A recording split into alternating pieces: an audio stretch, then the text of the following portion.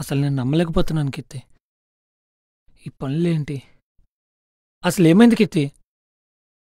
నీ మీద కోపంతో మా ఇంట్లో నన్నొక చిల్లర గాడికిచ్చి పెళ్లి చేశారు.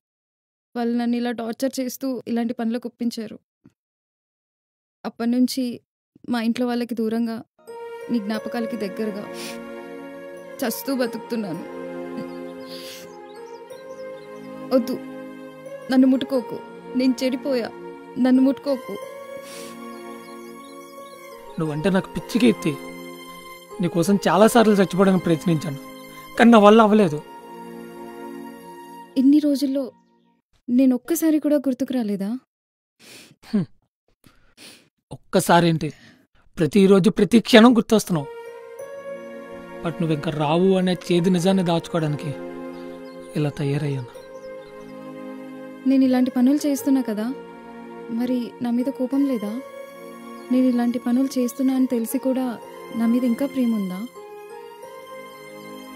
నిన్ను నిన్నుగా ప్రేమించా కీర్తి.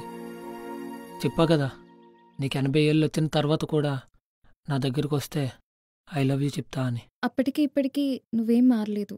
నేనంటే అంత ఇష్టమా? నిజంగా ఈరోజు మళ్ళీ కొత్తగా పుట్టినట్టుంది కీర్తి. ఐ లవ్ యూ కీర్తి. నువ్వు మందు అవి ఇవి ఈ బ్యాడ్ హ్యాబిట్స్ అన్నీ మానేస్తావు కదా. ఇన్ని రోజులు నీకోసమే ఇవన్నీ అలవాటు చేసుకున్నాను. ఇంక నువ్వే వచ్చాక వీటితో నాకేం పని.